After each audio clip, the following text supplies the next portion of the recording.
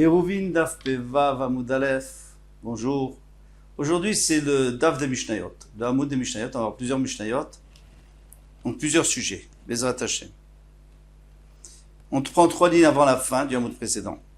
Rabbi Yehuda Omer im yesh sham tfisat yad vechule. Rabbi Yehuda dit que si j'ai prêté une grange à quelqu'un pour habiter pendant Shabbat, normalement il faut faire un rouf puisqu'on est 2 habitants, sauf si j'ai un pied à terre, j'ai une possibilité de mettre quelque chose là-bas, des affaires.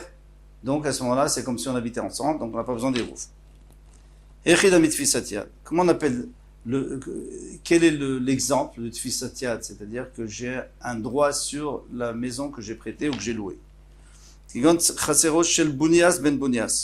Par exemple, Bunias ben Bunias était très riche, il avait une grande cour avec plusieurs maisons et il prêtait des maisons au SDF. Mais il laissait ses ustensiles à l'intérieur, ses habits. Ses ustensiles, c'est à l'intérieur des maisons. Atalekame des Rabbi. Une fois, il est venu visiter Rabbi Noah Kadosh. Amarleo panou makom de ben mané. Faites de la place pour le riche, pour l'homme riche qui a 100 manées. 100 manées. Mané, c'était déjà un mané, c'était déjà une grosse somme d'argent. Alors 100 manées, donc il est très riche. Ataini Shachraina, il y en a un autre qui est venu après. À Marléou, il leur a dit panou makom les ben mataim mané. Maintenant, laissez de la place pour celui qui a mataim mané. 200 manées, donc il est plus riche.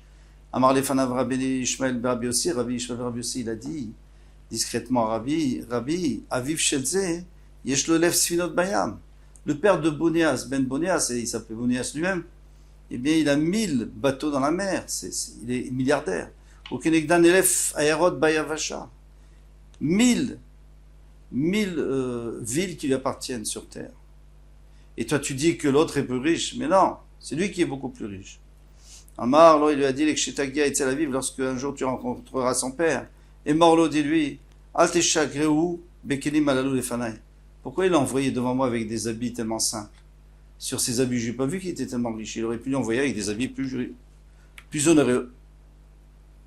Alors maintenant, Rabbi Mechabed Ashirim, on voit très bien que Rabbi, il était Mechabed, les gens riches. Il honorait les gens riches, il fait de la place. Rabbi Akiva Mechabed Ashirim, Rabbi Akiva aussi. Pourquoi on met Rabbi en premier? Parce que Rabbi c'était un plus grand chidouche, parce que Rabbi lui-même était très riche. Alors pourquoi il les honorait tellement? Qu'il était riche, Rava, comme Rava a fait la dracha Bar Mari, Yeshev Olam Lifnei Elokim. Le monde est devant Hachem. Chesed ve'emet man yinseru. Chesed, donc la charité, ve'emet, la justice, man yinseru. On va expliquer tout ça. Et Mata Yeshev Olam Lifnei Elokim. Quand est-ce que le monde il se tiendra bien érigé devant Hachem? Bisman chez Chesed, dans le cas où, au moment où il y a de la charité, Vemet et de la justice, Man, la nourriture qu'on donne aux pauvres, Yinseru va protéger le monde. Rabba Babachana, Amar, Babachana dit Kigonyetet Shem Acharisha. Il dit par exemple, si le propriétaire, quand il a prêté la grange, il a laissé là-bas Yetet Shem Acharisha, le socle de la charrue qui rentre dans la terre, qui fait le sillon, et ça suffit. Pourquoi? Parce qu'on ne peut pas déplacer Shabbat. Alors on va voir tout de suite, Amarav Nachman, Tanadev Shmuel, on a enseigné au Beth Midrash de Shmuel, Davar Anital Beshabbat Oser. Si c'était quelque chose qu'on pouvait prendre pendant Shabbat, eh bien, il faut faire un eruv, ça rend un saut. Il faut faire un eruv, pourquoi? Parce que le locataire, il peut très bien dire, moi, ça me dérange, cette caisse de fruits, et il la sort dehors. D'avoir chez non ital Shabbat, mais quelque chose qu'il n'a pas déplacé. Et non, dans ce cas-là, il n'y a pas de problème. Pourquoi? Parce qu'on habite ensemble. Puisque lui, il ne peut pas faire sortir le socle de la Macharisha, puisque il est bouté. Il y a même une braïta qui dit ainsi, Eshto Tevel. S'il a placé là-bas des fruits desquels on n'a pas prélevé le maaser, la Trumot ou Masrot, alors Yeshlo Hashashit, ou alors s'il y a une grande plaque de fer, c'est Mouktsé. Bechol davar shenital beshabbat et no oser, ça rend pas assaut. Pourquoi? Parce qu'on habite ensemble. Donc, on parle bien sûr qu'il n'y avait pas d'autres maisons dans ce khatser. Il n'y avait que la maison du riche et la maison de la personne qui est venue, ou la grange. Matniti, nouvelle Mishnah. A manière beto ve'alach lishvot be'ir acheret. Alors là, on parle de quelqu'un qui a quitté la ville pour passer Shabbat autre part, et cette personne n'a pas donné de Hérouv. Est-ce que on peut quand même porter, ou on va dire, puisque il n'y a pas de Hérouv, donc on a dit que dès qu'un ne donne pas d'Hérouv, tout le Hérouv est pas soul. Alors il nous dit, Echad Nochi, Echad Israël, soit qu'il soit un goy, soit un juif, Arezé Oser, il rend un sourd, dit Rabbi Meir, selon Rabbi Meir. Alors le juif et le goy, parce que Rabbi Meir lui considère qu'à partir du moment où la maison est là, eh bien même si l'habitant n'est pas là, ça rend un sourd. Alors le juif, il aurait fallu qu'il donne, qu'il s'associe ou qu'on l'associe au Hérouv, et le goy, il faut qu'on lui loue. Rabbi Yehuda Omer, et non, Rabbi Yehuda dit non, c'est pas Oser parce que lui considère qu'une maison où il n'y a pas d'habitants ne compte pas. Rabbi Yossi Omer, bien qu'en vérité pour Rabbi Yehuda il y a un petit problème, c'est qu'il n'y a pas d'habitants, mais le goy il peut revenir quand il veut. Et ça nous dérange pas parce que le goy de toutes les façons, normalement il ne devrait pas déranger parce que ça s'appelle pas, il me dira, le goy ça s'appelle même pas qu'il habite ici. Ça s'appelle pas une habitation si ça appartient à un goy. C'est juste qu'on a fait une zéra de peur qu'on habite avec les goyim et qu'après on se laisse influencer par eux. Donc on a fait une takana qu'il faut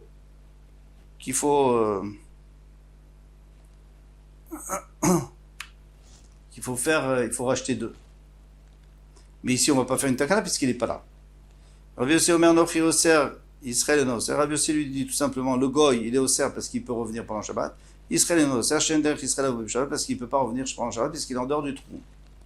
Rabbi Shimon Omer Afilu Niar Beto, même s'il a quitté sa maison, Ve'alach Lishbot Etzel Bito. Beotaïr, il allait chez sa fille dans la même ville. Donc là, personne n'est d'accord avec lui. Parce que s'il est dans la même ville, c'est sûr qu'il peut revenir. Eh bien, lui, Rabbi Shimon, il dit, Eno Oser, Shekvar Issa Milibo, parce qu'il a déjà enlevé de son cœur de revenir à la maison. Il est bien chez sa fille, il restera là-bas. Attention, pas chez son fils, on va voir dans la Gemara. Amarav, Ravadia, Lachaka Rabbi Shimon, Lachaka Rabbi Shimon, Vedav Kabito. Seulement pour sa fille. Aval Benolo. Mais son fils, s'il est chez son fils, c'est très possible qu'il va revenir pendant le Shabbat. Pourquoi? Parce que les gens disent Navar bar kalba. S'il y a le chien qui t'aboie, tu peux quand même rentrer à la maison. Navar bar goraita, mais si c'est la chienne qui aboie, pouk, alors sauve-toi, sors. Alors, c'est pas très joli, mais c'est une expression. Si tu vas chez ton fils, si tu vas chez ta fille, et qu'il y a ton gendre qui s'énerve sur toi, reste là-bas, c'est pas grave. De toute façon, c'est ta fille qui décide, c'est ta fille qui tient la maison. Donc elle s'occupera de toi, tu peux rester Shabbat. Par contre, si c'est ta belle-fille qui se met à crier, Gouraïta, ta belle-fille qui se met à crier sur toi, sauve-toi vite parce que ton fils ne pourra rien faire. C'est elle qui donne à manger, c'est elle qui donne à dormir, etc. Matitin, une nouvelle Mishnah. Bor sheben shte chatzerot. Donc on a un bord entre, alors on a deux cours qui sont séparés avec un mur, et en dessous du mur, il y a un puits qui est moitié chez moi, moitié chez toi. En memalim memud b'Shabbat, on a pas le puiser pendant Shabbat. Et là, imken asulo mechitza gavoa sarat fachim. Sauf si on a fait une mechitza de 10 fachim. Où est-ce qu'on va mettre cette mechitza? Dans le puits. Mais où exactement? On va voir. Ben milmata, ben mitoch ugno. Soit qu'on le met en bas, soit qu'on le met en bas, c'est-à-dire jusqu'à l'eau, soit qu'on le met mitoch ugno, qu'on le mette à l'intérieur du rebord, donc ça touche même pas l'eau. C'est quand même bien parce qu'on dit goudachit, on considère que c'est que la mechitza, virtuellement elle descend et elle sépare les deux eaux. Rabban Shimon Gamliel Omer Bet Shammai Omrim, Rabban Shimon Gamliel lui dit que selon Bet Shammai, Omrim milemata, qu'il faut le mettre en bas, Bet Hillel Omrim milmala, en haut. Alors ça on va expliquer dans la Gemara. Qu'est-ce que ça veut dire en bas, en haut? Amarav Yehuda, l'autre, il y a mechitzot gedola mina kotel shebenem. Il dit, mais pourquoi tu as besoin de rajouter une mechitza à l'intérieur, mais tu as déjà un mur?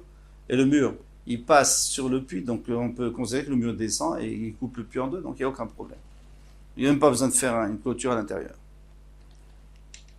Maintenant, on va expliquer Bet Shammai et Bet Hillel. Amaravuna, les mata mamash. Quand Bet Shammai a dit qu'il faut mettre en bas, donc il faut vraiment que ça touche l'eau. Les mata mamash, il faut que ça touche l'eau. Les maala mamash. Même si ça touche pas l'eau, quand Bet Hillel dit, ça peut être, c'est pas obligé que ça touche l'eau. Si l'eau elle n'est pas obligée qu'elle arrive jusqu'en haut du puits, l'eau elle peut être au milieu du puits. Ça n'a pas besoin de toucher l'eau.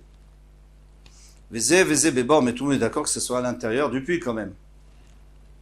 Rabbi Yehuda Omar, les mata, Rabbi Yehuda dit les mata minamaim. Quand Bet Shammai dit qu'il faut, c'est au fond de l'eau, tout en bas. Les mala minamaim. Mais Bethier dit en haut, ça veut dire que ça doit toucher l'eau. Donc, si vous voulez, c'est un cran de plus. Puisque, d'après Ravuna, Bet Shammai lui dit que ça peut toucher l'eau, mais c'est pas nécessairement dedans.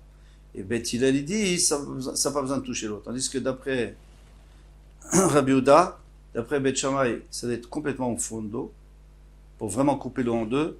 Et Bet Hillel, au-dessus que ça doit toucher l'eau. Amarle Rabba Barav Hanan l'Abaye, Rav Hanan dit Abaye, Hada Amar Rabbi Yehuda les mata. Lorsque Rabbi Yehuda dit les mata minamaim, c'est-à-dire au fond de l'eau, selon Bet Shammai, Maishna les mata mamash.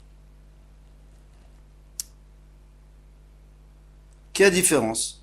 Si tu mettais juste à l'eau, comme on avait vu avant, tu mets juste que ça touche l'eau. Dès l'eau, pourquoi ça marche pas? D'arriver Maya, parce que l'eau va se mélanger. Donc ça sert à rien de s'arrêter à l'eau, il faut que ça rentre dans l'eau. Mais les mataminami à arriver Maya, même si tu le mets au fond, l'eau elle fait plus que dit fachim des fois. Donc elle va se mélanger par-dessus.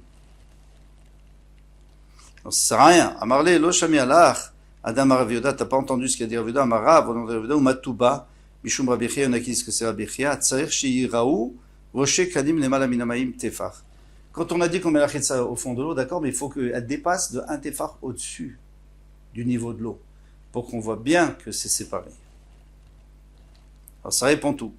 Vetou, Adam Rav Yehuda, maintenant il vient poser une autre question, il dit Rav Yehuda, les mala minamaim. Quand on a dit que on met plus haut, c'est-à-dire plus haut que l'eau, c'est-à-dire même très haut, ça touche pas l'eau. Maïch n'a les mala mamash de l'eau.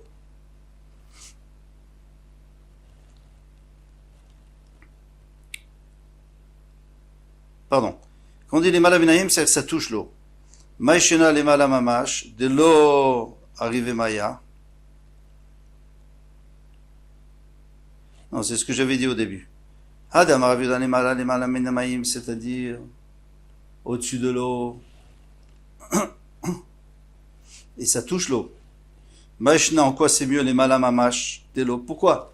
Quand tu mets plus haut que l'eau, ça touche pas l'eau, pourquoi on a dit que c'est pas bon? D'arriver Maya, parce que les eaux se mélangent, les malaminamaim lami, même si tu le mets et que ça touche l'eau, arriver Maya, les eaux en dessous, ils se touchent. Donc on a rien gagné, c'est tout mélangé. Amarle, il lui a dit, Lo Shami Alar, tu as pas entendu, Adetane Yaakov Kachinaa, ce qu'il a dit Yaakov Kachinaa, Tser Shaka Rocher Kanim Bemaim Tefar. Il faut que les rochers Kanim, il faut que donc ta mechitza, elle rentre dans l'eau quand même, un Tefar. Pourquoi? Parce que de l'extérieur, on a l'impression que ça sépare les eaux. On peut s'arrêter là. Kol Touf, à demain, Bezrat Hashem.